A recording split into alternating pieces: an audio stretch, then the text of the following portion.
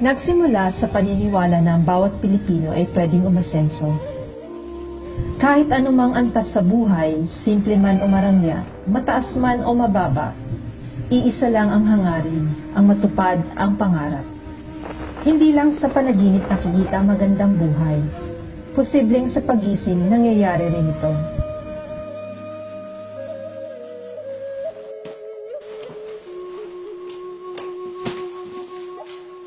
Isa sa mga produkto ng RYI o Rising New Era International Incorporated ay tumutulong na mapabago, mapabisa at mapalawak ang produksyon ng kabuhayan ng bawat Pilipino.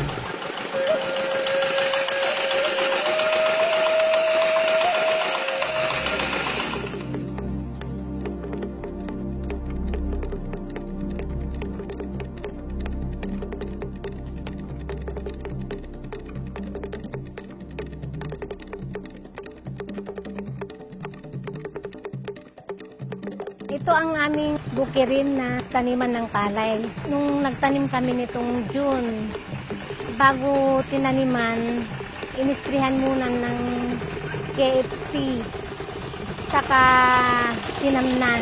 Nung nataniman, after 14 days, nag-start kami ng abono.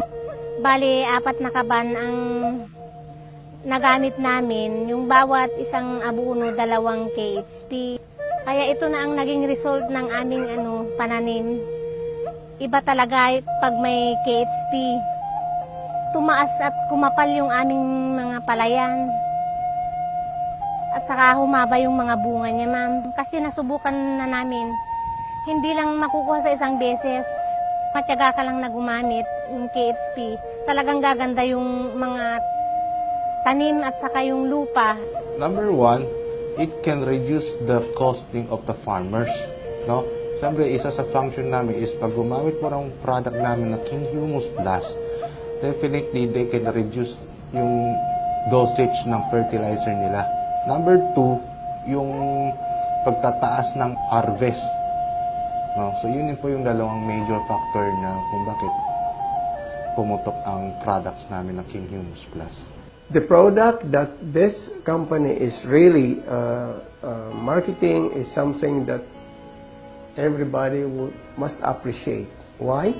Because it gives health, it gives wealth, no? And the most important thing is the big service that this product, all of this product will give to all its clients, no? We shifted from food supplement products into agriculture products. Impact is really good. As of now, it increased almost 60% sales compared to years ago. Ako po si Reggie Garcia. Isa po akong naging upline po ako sa probinsya ng Bukidnon ngayon, Leyte at saka sa iba pang karatig na probinsya din. Nagsimula po ako sa company natin, sa KDSI RYI. Actually, hindi ko po inakala na full-timer po ako ngayon. Kasi dati pong naging business ko is nasa okay sale po ako through online. Tapos hindi po ako naniwala nung inintroduce po sa akin ito. Kaso lang kasi sa amin sa probinsya ng Bukidnon, halos farmer doon. Ang nangyari, binigay ko yung ibang produkto sa mga farmer. At saka nung lumabas na yung magandang resulta, so nasabi ko sarili ko na magandang maging business po ito kasi agriculture at saka talagang pangunahing pangangailangan ng mga tao. Isang malaking accomplishment po sa aking sarili yon kasi sa tanang buhay ko po, mag-1 year pa lang po ako, na-achieve ko na po ang magiging top earner ng aming grupo kahit na hindi pa ako masyadong katagalan pa dito. Sa mga katrabaho ko din o sa mga kasamahan ko din na all our dreams can come true if we have the courage to pursue them. Sa Luzon man, Visayas o Mindanao, dahil sa patuloy na pagtitiwala at sa dekalidad ng mga produkto, umaangat at dumadami ang tumatangkilik nito, hindi lamang sa isang bayan, kundi sa ibang bansa na rin. Ang RYI ay patuloy na magiging tulay upang makamit at maging bahagi sa pag-asenso at pagtupad ng mga pangarap ng bawat isa. Lahat nagsisimula sa pangarap. Since libre naman ito, lakyan mo ng mangarap. Ngunit baliwala ang lahat kung hindi mo ito aaksyonan o gagawa ng paraan. Do not chase success, ika nga. Be a good leader, a good upline, and success will chase you.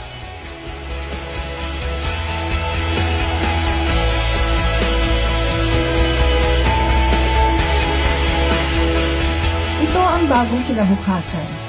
Ang Rising New Era International Incorporated na patuloy na nagbibigay ng pag-asa, mga produkto at serbisyo na nagdadala ng pagbabago. Ang mga tao na nagtutulungan para matagumpay na iparating ang magandang buhay sa bawat Pilipino. And next thing you know, nasa kamay mo na ang iyong mga pangarap. Do more, be more, live more. Welcome to Rising New Era.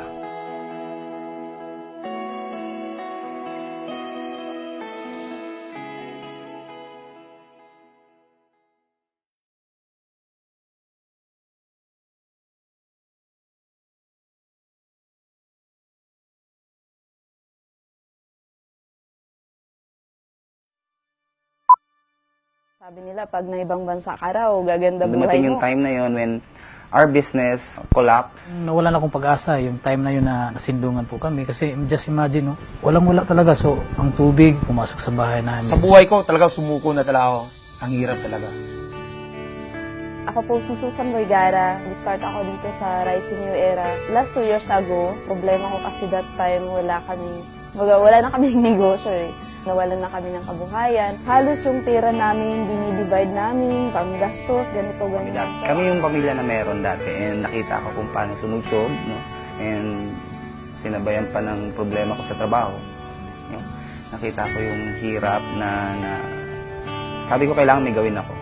Anak lang po ako isang farmer. Ang dami nga nagtatanong kung bakit ang pagtapos daw ako.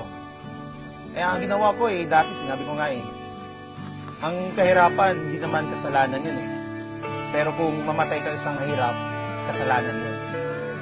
Doon ko nasubukan na yung dating inaakala kong napakagandang buhay na pag nasa ibang bansa ka na, doon ko napatunayan na hindi pala ganun yun. Halos isang buwan, iniiyakan ko yung mga panahon na yan. Hanggang sa sobrang hirap na rin dahil wala na akong choice, wala na akong option, doon ako. Kumbaga, tinuloy ko na lang siya. Kaya sinabi ko sarili ko, kung merong mang magbabago sa pamilya namin, ako ang magbabago sa pamilya namin. Kaya nag-decide po ako na nangutang para makapagsimula po sa ganitong negosyo.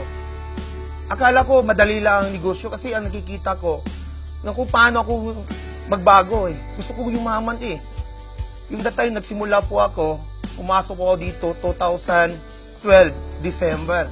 Hindi ko po naisahan na sa aming misis ko na January 17 po, nangyari po ang isang trahedya po, na disgrasya po kami. Yung misis ko po, buntis po yon 5 months pa. Alam mo, kung wala lang ang Rising New Era, hindi ko alam kung saan kami mapapa-hospital. Ang Rising New Era, tumulong talaga sa amin Sa buhay namin, nagbago talaga. Yung time na tumawag yung kaibigan ko, so pumunta ako sa kanya para mapakinggan ko yung negosyo. Yun, so yung in-introduce niya sa akin yung business, yun so nagustuhan ko. So doon ako na-open yung mga pangarap ko ulit. Na-invite ako sa Rising New Era. Pinakinggan ko lang siya kasi dati ko naman naririnig networking So ang tama pa nga sa akin, parang naku, baka lukuhin lang ako. Kaya lang naisip ko that time, luging-lugi na rin ako Saan ako kukuha? Mag-abroad na naman uli ako. Hirap na naman uli yung anuin ko sa ibang bansa. So, ang ginawa ko ngayon, umatin ako sa Rising New Era. Sinubukan ko rin siya. Sabi ko, kung hindi ko naman talaga ito susubukan, walang mangyayari Ganon din, pag uwi ko sa bahay, ang problema ko ngayon, yung negosyo ko. Hindi ko na alam kung saan ko nakukunin yung puhunan ko. May mga utang na ako. Ang hirap kumita ng pera.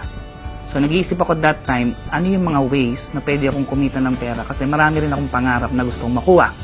Then suddenly, nung pinakinggan ko yung marketing plan ng company, sabi ko, kung dito ko ilalagay yung sipag at tiyaga ko, sabi nga natin, baka may marating tayo.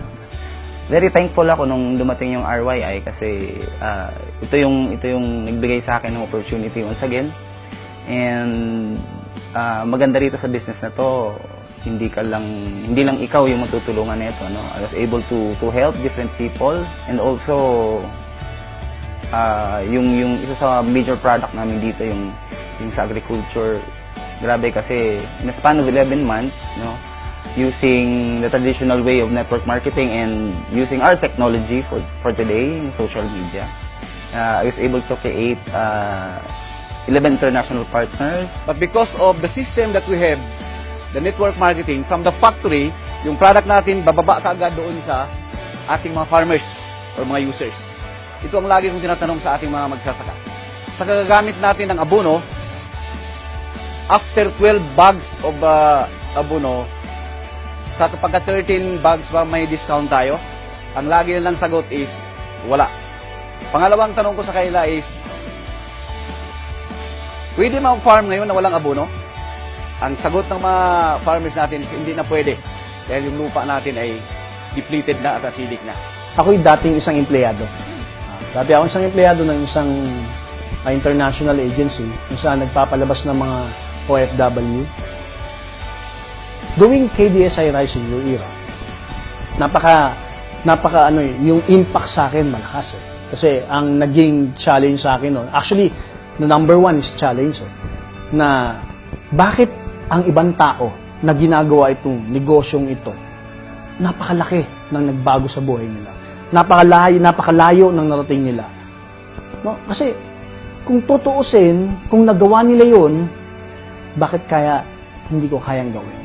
My first 1 year sa company, dito ko na-experience na magkaroon ng sariling sasakyan. Sabi ko nga, engage ako sa real estate, and then galing ako Dubai, na ultimo, tornilyo ng gulong, hindi ako nakabili. But doing Rising New Era for almost 1 year, sabi ko, fulfillment na para sa akin yon. Sabi ko, ang laki na itulong ng company kasi maraming iba nangangarap magkaroon pero hindi nila pa alam paano makuha. First time namin tong ginawang network marketing. Personally, ang dami kong nakitang taong nagbago talaga ang buhay nila. So, sa murang edad, namulat ako sa maraming tao na nagne-network at nakita ko kung paano yung growth na nangyari sa kanila. So, sabi ko nga sa husband ko, hindi magiging hadlang na first timer tayo dito. Kapag determinado kang mabago ang buhay mo. Isa sa mga napatunayan ko dito na halos ngayon, nakapag-open kami na sa 11 country na yung napapadala namin ng Kineumus Plus na ito, na produkto na mayroon sa RYI. So nakakatuwang negosyo kasi para sa akin, isa akong OFW ngayon, halos lahat ng member ng team ko is mga OFW talaga. Ako bilang isang distributor, 3 years from now, malaki po yung pangarap ko, malaki yung vision ko na makakaroon po tayo dito sa Rising New Era na institusyon talaga na yung parang kurso na ano talaga ang networking.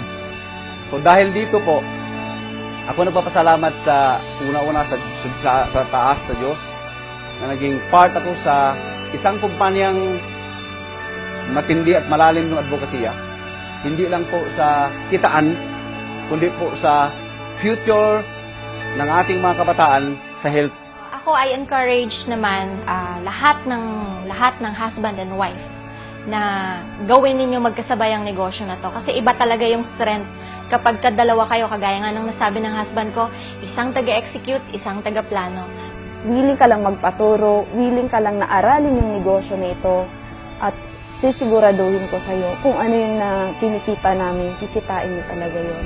So, ang maganda rito, dahil yung kumpanya natin, kami mismo, handa kami tumulong. Basta kayo, handa nyo tulungan sarili. Focus lang, aralin natin ng negosyo. Dito sa RYI, ulitin ko, system ito, susundan mo lang, just follow your upline, follow your leader, attitude, 100% attitude. And saan ba ito roon? Mabagal ka man o mabilis? Ano ba, makukuha mo talaga yung goal mo rin. It's a matter of positioning yourself. Lagi kong sasabihin niya.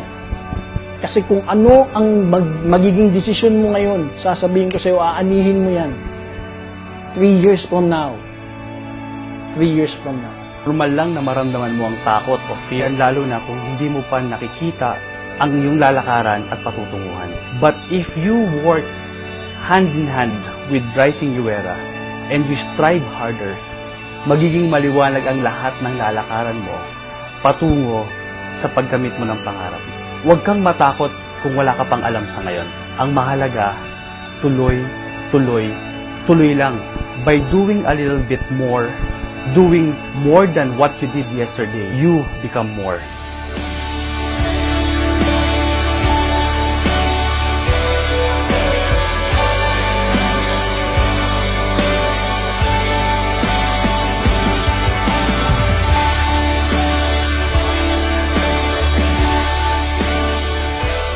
These are the core leaders of Rising New Era International Incorporated. You've heard their success stories, achievements, and accomplishments. Soon, ikaw naman. This is Red Era, Rising New Era International Incorporated President and CEO, saying, do more, be more, live more. Welcome to Rising New Era.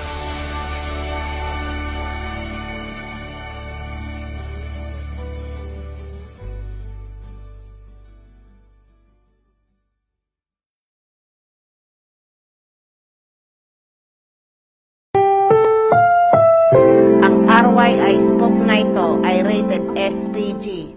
Sobrang power, grabe. Patnubay ng upline ay kinakailangan. Hello? Unsa man? Oh, Johnny B.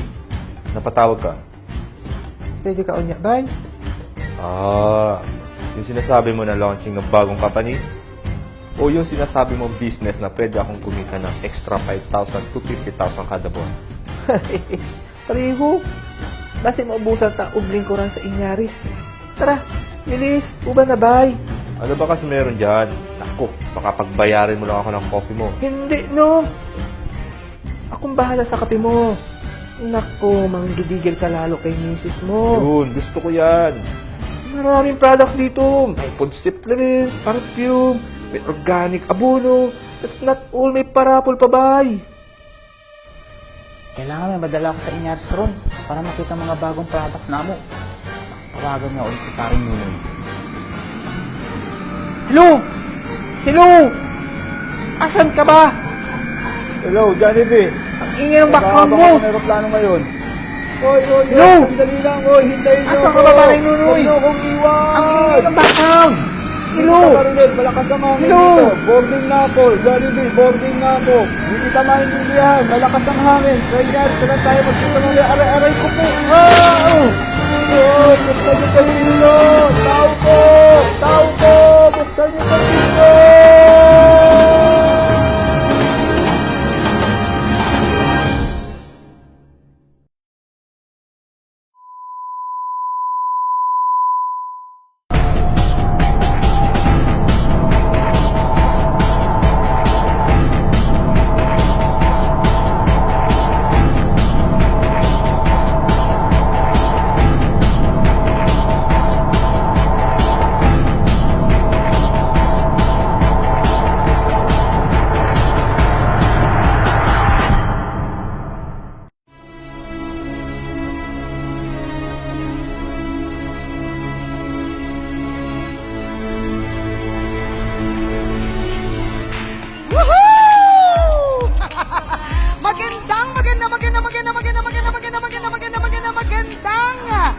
hapon po sa inyong lahat.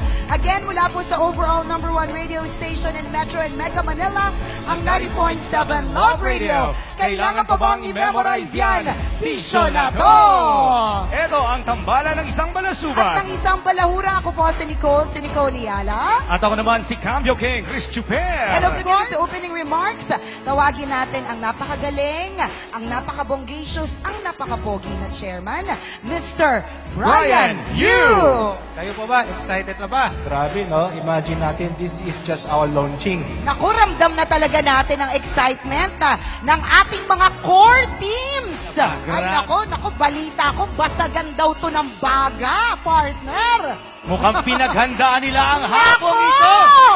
Aba-aba naman! Griffin Republic! Woo! Yung mas malakas pa! Griffin Republic! Team Malakas! Yun!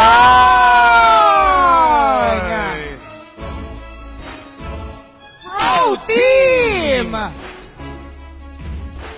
Kings General!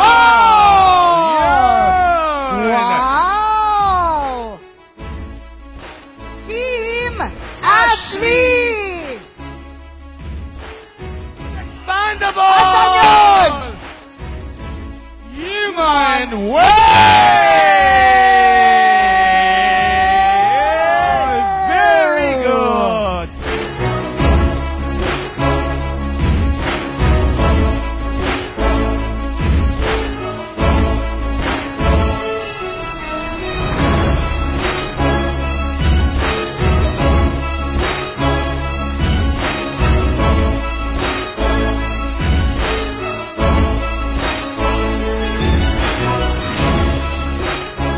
I am with Rimed Pharmaceuticals.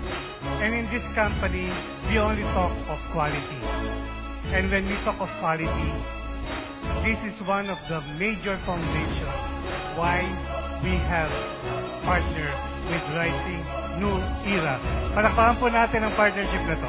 So ito po yung TLC Vita, ang hari sa tangkad.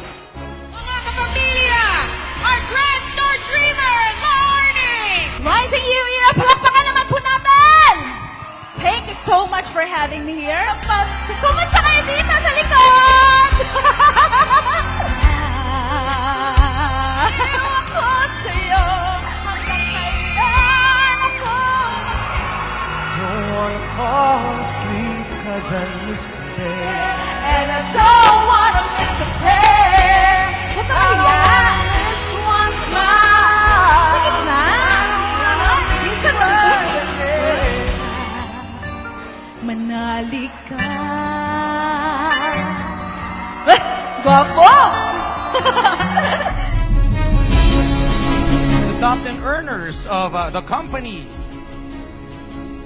Gentle Vergonia, Irene Legaspi, Laila De Asis, Kim Gabuya, Herculano Alinig Jr., Sir Joseph Magno. Sir Ray Malinaw, Jovi Abergas, Antonino Tony Bacasdoon, Top Earner Ferdinand Ace Abergas.